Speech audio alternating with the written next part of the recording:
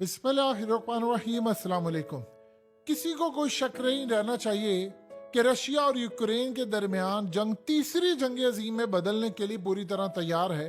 Zelensky जो शैतानी ताकतों का मोहरा है वो आता है मैदान में और सारी दुनिया के सामने आकर ऐलान करता है कि आज रात को ज़पोरिज़िया पावर प्लांट पर एटमी हमला होने जा रहा है और ये एटमी हमला होगा रूस की जानिब से। उसने कहा कि उसके बाद दुनिया चुप ना रहे क्योंकि रेडिएशन यहाँ से लीक होगी और जब रेडिएशन लीक होगी जो यहाँ पर तबाही होगी, लोगों को बीमारियां फैलेंगी। ये पूरे के पूरे यूरोप को अपनी लपेट में ले टीवी नेटवर्क ने अपना एक प्लेटफॉर्म लॉन्च किया है जिसका नाम है अल मुसाफिर। अल मुसाफिर एक नया यूट्यूब चैनल है जिसका लिंक डिस्क्रिप्शन में भी मौजूद है, कमेंट सेक्शन में भी मौजूद है।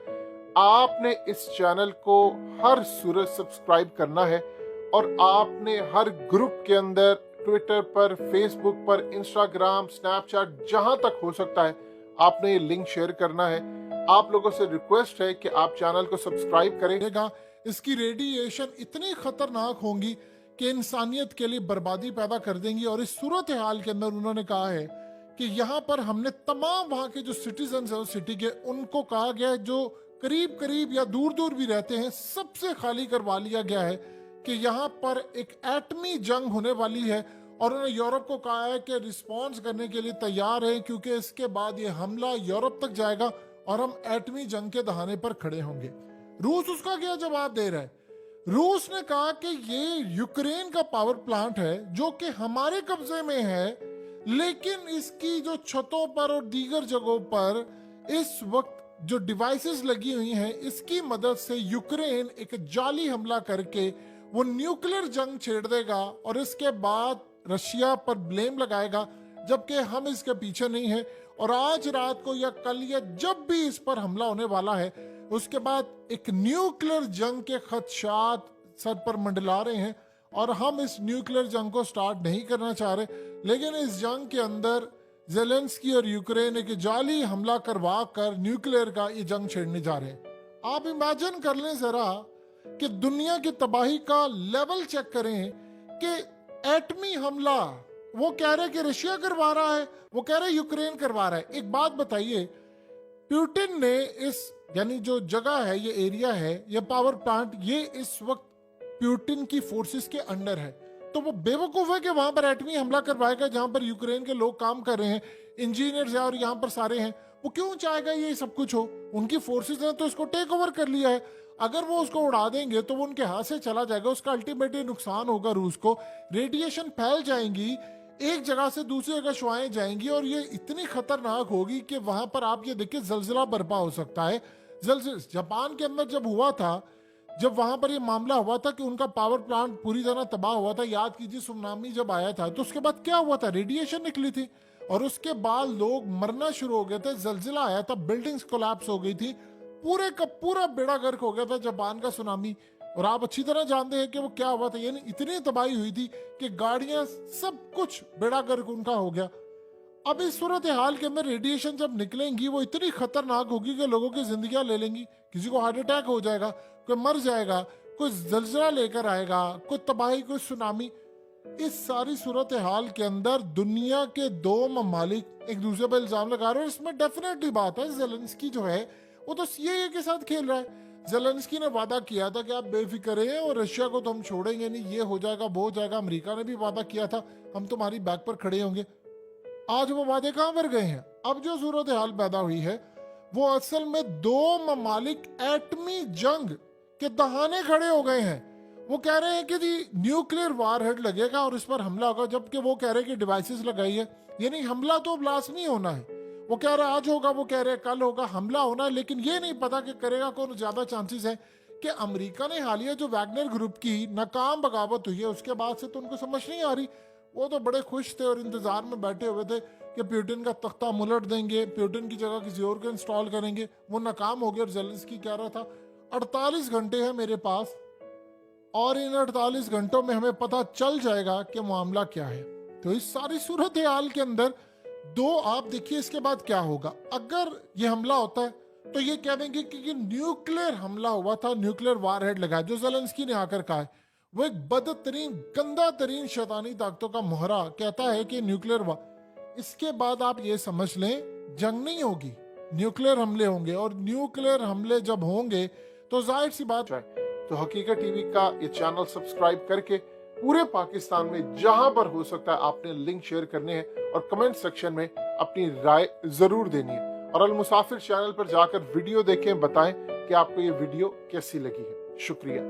तब बेलारूस में जो पुतिन ने इंस्टॉल किए हुए हैं अपने एटमी हमले, या पोलैंड में कहेंगे कि आए आकर एटमी मिसाइल वहां पर लगाएं और हम भी एटमी हमला वहां पर करेंगे। वो कह रहे जी पोलैंड को आप लोग पीछे हटें कि इस सारी सूरत हाल में अमेरिका ने अभी तक उसको कोई ग्रीन सिग्नल नहीं दिया कि मैं वहां पर डिप्लॉय करूंगा। यानी आप आहिस्ता आहिस्ता, वो सही बात कह रहा था ट्रंप, वो कह रहा था कि सिर्फ इंचेस क्लोज हैं हम तीसरी जंग अजीम के और ये न्यूक्लियर हमले होने वाले हैं। वो बार बार कह रहा है। उसने कहा कि बाइडन, देखिए वो 80 साल बूढ़ा बाइडन, उसकी क्या औकात है? उसकी औकात ही कोई नहीं है। वो एस्टैब्लिशमेंट पीछे बैठकर सारे का सारा मुल्क चला रही है। वो बाबा, उसको पता ही नहीं है, वो एक मोहरा है, उसने बैठकर सिर्फ साइन करना है। वो तीसरी जंग अज़ीम में आपको धकेलने जा रहा है और दुनिया के अंदर इसका पाकिस्तान पर क्या असर पड़ेगा? देखिए, अगर ऐसी जंग होती है जो कि जानबूझकर एक फॉल्स हमले के तहत या कुछ भी करके आप शुरू करते हैं, तो एक बात आप अच्छी तरह समझ लीजिएगा, अगर ऐसी जंग शुरू होती है तो एक मुल्क एटमी हमला करेगा, दूसरा मुल्क करेगा, तीसरा करेगा, यूं आपकी ना खत्म होने वाली जंग शुरू हो जाएगी। आप उस जंग का अंदाजा यहां से लगा सकते हैं कि ये ऐसी जंग होगी कि जिसमें बाकी सारी डिवीजन पैदा हो जाएगी कि अच्छा अब तुम बता दो, अब तो लकीर खींच दी गई है, अब बता दो कि तुम यहां हो या वहां हो। यानी भारत को भी क्लियरली कह दिया जाएगा कि भाई ये न्यूट्रल पॉलिसी छोड़ दें कि हम रशिया के साथ भी हैं, हम फलाने के साथ भी हैं, तो फैसला कर लो, नहीं तो हम तुम्हें भी, मोदी को भी तख्ते से उतार सकते हैं, जो कि ऑलरेडी अमेरिका के जो एस्टैब्लिशमेंट है वो धमकियां उसको दे रही है। लेट्स से उसके बाद दो चॉइसेस हैं। वो कहता है कि मैं अमेरिका के साथ हूं, वो ऐसे ही आ जाएगा, वो दो चीजें अमेरिका से वसूल करेगा। वो कहेगा नेटो की फोर्सेस लेकर आओ और बड़े पैमाने के ऊपर तुम यहां पर खड़े हो, तुम यहां पर आओगे और यहां पर आकर मुझे कश्मीर लेकर दोगे पाकिस्तान से, मैं वहां पर हमला करूंगा और चाइना को कंटेन तुम करोगे, तब मैं तुम्हारे साथ इस जंग में आऊंगा। अमेरिका तो तैयार बैठा हुआ है, वो तो आ जाएगा।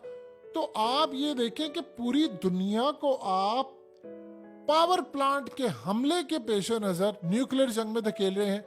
और न्यूक्लियर जंग की बात हो रही है कि सुबह न्यूक्लियर हमला हो जाएगा, रात को न्यूक्लियर हमला हो जाएगा, परसों न्यूक्लियर हमला हो जाएगा, वॉरहेड न्यूक्लियर लेकर के।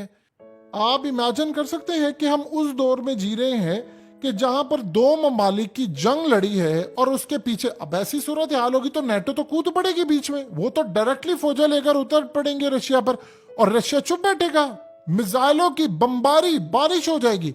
वो यहां पर ये कह रहे हैं, हम ऐसे दौर में जी रहे हैं कि जहां दो मुल्क कह रहे हैं कि एटमी हमला होने वाला है, दोनों ये कह रहे हैं होने वाला है, वो कह रहा है वो करवा रहा है, वो कह रहा है वो करवा रहा है। और इस एटमी हमले के बाद सोचिए, दुनिया के अंदर एक दफा आपने एटमी हमला कर दिया तो उसके बाद आप ये मत सोचिएगा कि उसके असरात दुनिया पर क्या आएंगे।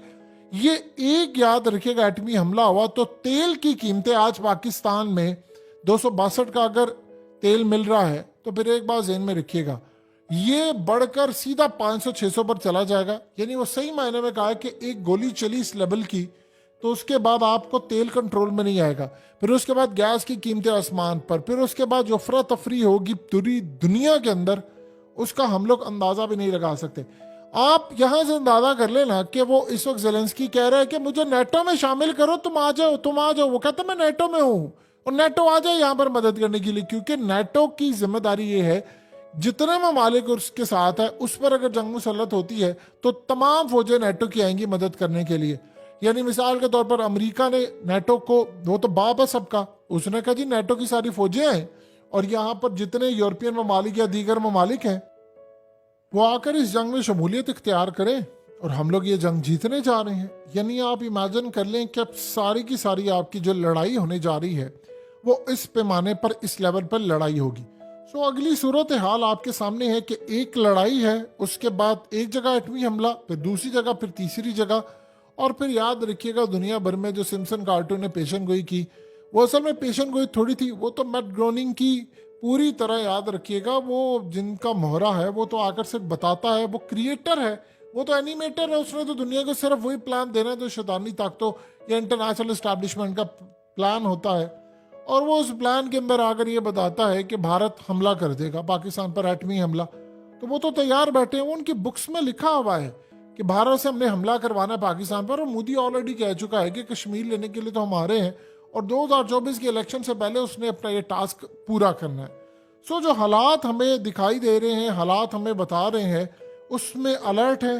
और फिर याद रखिएगा, जो मुल्क इस जंग के अंदर साइड लेगा उसके ऊपर पाबंदियां आयद हो जाएंगी। मिसाल के तौर पर अरब कंट्रीज सारे वो रशिया के साथ खड़े होंगे, वो चाइना के साथ खड़े होंगे, अमेरिका फिर उन पर पाबंदियां आयद करेगा। फिर दुनिया दो हिस्सों में तकसीम हो जाएगी, आधों पर पाबंदी लग जाएगी, किसी का पेमेंट सिस्टम वहां नहीं काम करेगा, किसी का कुछ काम नहीं करेगा, किसी का कुछ काम नहीं करेगा।